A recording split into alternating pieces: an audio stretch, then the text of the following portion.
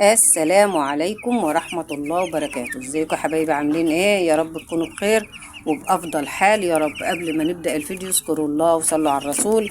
اللهم صل وسلم وبارك عليك يا حبيبي يا رسول الله. مكملين مع بعض دورة رمضان يا جماعة. بنزل لكم كل يوم فيديو خلطات طبيعية وبالأعشاب وما بستخدمش أدوية خالص. النهاردة وصلنا لليوم الكام؟ وصلنا لليوم العاشر. النوع رز، نوع الفراخ يا جماعة رز. أنا حبيت إن أنا أجيب رز في الأيام اللي فيها جو البرد، علشان الرز يعني بيتحمل البرد شوية عن أي نوع تاني. ما شاء الله ما شاء الله، تحويل حلو اللهم بارك، أوزان حلوة 10 أيام، مع إن النوع رز وإحنا عارفين إن الرز يا جماعة تحويله بيبقى بطيء في الأول. فالحمد لله الأوزان حلوة ومعقولة. ده لو كب ممكن أزعل، لكن طالما رز الحمد لله الأوزان حلوة وما شاء الله. ما فيش تفاوت اوزان، ما فيش احجام كبيره او احجام صغيره، كل حاجه تمام. والفراخ مفرفشه وفرحانه وبتلعب ومزقططه اهيت، علشان درجه الحراره مظبوطه والفرشه ناشفه ما فيهاش رطوبه. اول حاجه هتدمر الفراخ بتاعتك الرطوبه اللي بتبقى موجوده في الفرش. اي مكان مبلول حاولي تنضفيه ورشي تبني او نشاره وشويه جيل، هتحافظي على فراخك من امراض كتير قوي قوي قوي قوي.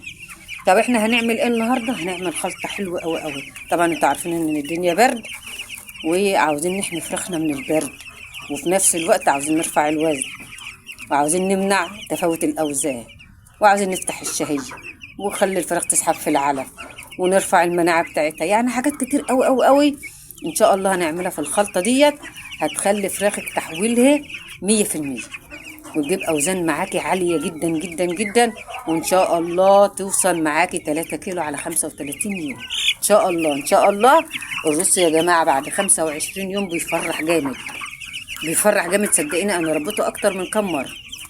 بعد اليوم ال 25 يوم بيبهرك، بتحس ان الفراخ بتتضاعف قدامك وبتكبر بطريقه يعني مش معقوله. بس طالما انت ماشيه صح معاهم ومحافظه على فراخك من الاسهال ومن البرد، انسى اي حاجه بعد كده. اول مشكلتين بيدمروا الفراخ الاسهال والبرد. اسهال مفيش وزن، كل العلف اللي الفراخ بتاكله بيروح في الحمام بتاعهم. برد اصلا الفرخ اللي يكون بردان تلاقيه كمشان وشعره واقف، وكمان ما بياكلش خالص ولا بيقرب للعلف. انا عايزه بس اوريكم حاجه، معلومه حلوه بس كده على المشي. شايفين الجناح؟ شايفين جسم الفرخه قد ايه؟ شايفين الجناح دي ليه بقى؟ درجه يعني الفرخ عريان، ده عريان عنه كمان اهو. انا بس عاوزه اوريكم الحته دي. درجه الحراره لو انخفضت الفرخ بياخد كل طاقته وكل غذاه في ظهور الريش عشان يدفي نفسه، بيبقى عاوز يدفي نفسه بأي طريقة. فكل الأكل اللي بياكله وكل الفايدة اللي بيستفاد بها من العلف بيحولها الريش عشان يدفي جسمه. لكن لو انت ظابطه درجة الحرارة والفرخ ما بردش منك، كل اللي بياكله بيتحول لحم على جسمه، وكمان تلاقي الريش بيطلع بطيء، لأن كل اللي بياكله بيستفاد به وبيحوله لحم. فكل ما درجة الحرارة تكون مظبوطة والفرخ دافيان في الأيام البرد دي، كل ما هيديكي لحم وهيديكي وزن وهيبقى تحويله عالي. كل ما يبرد هتلاقي الريش ده كتر وحجم الفرخ بيصغر بيكش معاكي. فخدي بالك من البرد الأيام دي، وإن شاء الله الخلطة بتاعت النهاردة هترفع المناعة وهتحافظ على فراخك من البرد وترفع الوزن. نقول بسم الله الرحمن الرحيم ونبتدي نحضر الخلطة. معانا شايفين الجمال والحلاوة دي بصل وتوم وليمون. التوم حوالي 3-4 فصوص بالكتير، مع بصلايه صغيره، مع ليمونه بقشره، بتفرموهم كده ناعم بالشكل اللي انت شايفاه ده. طب هنحط ايه كمان؟ اول حاجه هنحط معلقه خل. معلقه الخل يا جماعه حلوه قوي قوي، من الحاجات اللي بتنظف امعاء الفراخ وفي نفس الوقت مضاد سموم. كمان معانا مكون حلو قوي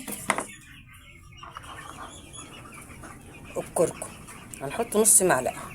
على فكره احنا معانا كيلو علف المره دي، بس انا بحط لهم كركم امبارح فانا قلت ايه كفايه عليهم نص معلقه. هنحط كمان نص معلقه او اقل كمان جنزبيل. يا حلاوه الجنزبيل على دفيان الفراخ ويحافظ عليهم من البرد، وبيخلي الفراخ تسحب في العلف كويس قوي. معانا كمان نص معلقه من ايه، شويه صغيرين اهم، قرنفل مطهر معوي من الدرجه الاولى، ينفع للتنفسي ومعوي الاتنين، بيعالج الالتهابات التنفسيه وبيعالج البرد وكمان بيطهر الامعاء. معانا كمان الممتاز في رفع الوزن ورفع المناعة، وبيحمي الفراخ من أمراض كتير أوي أوي أوي أوي. وطبعا الرسول عليه الصلاة والسلام ذكرها وقال عليها حبة البركة. كلنا عارفين فوائد حبة البركة. فوائد حبة البركة يا جماعة دي طبعا احنا معظمنا عارفين فوائد حبة البركة لا تعد ولا تحصى. هنحط كمان ايه، معلقة عسل أسمر، معلقة واحدة هي، على الجمال اللي احنا عاملينه لشوة البصل لوحدهم بالليمون بالثوم، والله لوحدهم كنز في رفع المناعة ومضاد حيوي جبار. الخلطة دي هترفع الوزن وهتدفي الفراخ، وكمان هتحافظ على فراخك ما يحصلش فيها حاجة صغيرة ولا حاجة كبيرة، هتخلي الفراخ كلها ان شاء الله حجم بعض ومفيش عندك تفاوت او زيف. هناخد الحاجات دي كلها ننزلها على العلف ونبتدي نخلط واحدة واحدة كده ونغلف العلف الخلطة الحلوة أوي أوي أوي أوي دي. يعني الريحة بتاعتها يا جماعة هتشجع الفراخ تاكل وتسحب في العلف، طبعا مع مراعاة ان انت تكوني ظابطة درجة الحرارة ومنضفة الفرشة ومطهراها، والفرشة ما تكونش طرية او رد. نقلب بقى كده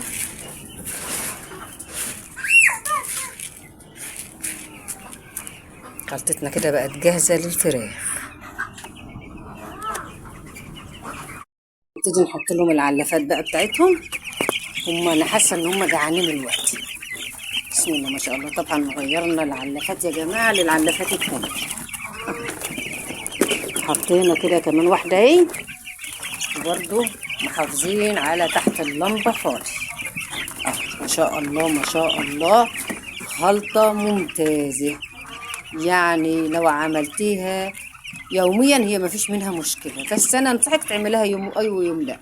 في الشتاء في البرد الجنزبيل حلو يا جماعه في البرد، لكن في الصيف ما بيبقاش كويس. كل فتره مثلا ممكن تحطيه للضروره لو حسيت ان الفرخ عنده برد، لكن احنا بنحطه في الشتاء يعني باستمرار علشان ندفي جسم الفرخ، ندي للفرخ طاقه. انت عارفين ان الجنزبيل والقرفة من الحاجات اللي بتدفي او من المشروبات اصلا اللي بتدفي في الشتاء. طب نعملها مشروب براحتك، عاوزة تعملي مشروب اعملي قرفة وجنزبيل وتحط لهم شوية على السقاية، مش كتير برضو علشان ما يحمش على القلب.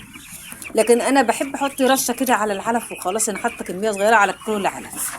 شايفين ما شاء الله، اللهم بارك يا رب. الفراخ بجد اللهم بارك يا رب، الحمد لله رب العالمين، يعني الى حد ما كويسين، ما فيهمش بالامانه الا ده عب سلام، ده عب سلام بتاع البلهارس اهو.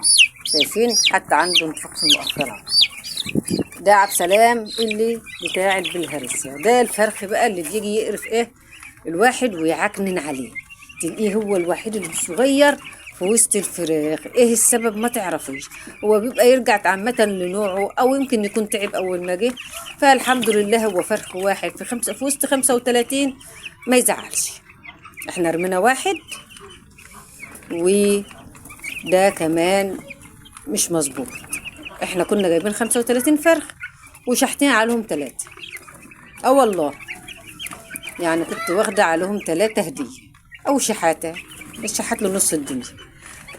اللهم صل وسلم وبارك عليك يا حبيبي يا رسول الله. ما شاء الله ما شاء الله، خلطة من الخلط. يعني عاوزة اقول لك بصل وتوم وليمون لوحده انسي ان يحصل عند فراخك اي مشاكل والفراخ تتعب منك ويجي لها برد، انسي خالص. بس ما تعملهمش يوميا. البصل يا جماعة والثوم والليمون كفاية أول مرتين في الأسبوع، لكن البصل لوحده يا سلام عليه، اعمليه كل يوم. بصل لوحده اعمليه اليوم، يا سلام كده ما شاء الله، هيخلي الفراخ بتاعتك تسحب في العلف وتفور معاك كده فوران، ومن الحاجات اللي بتفتح الشهية وبتقضي على الفيروسات. والسلام عليكم ورحمة الله وبركاته.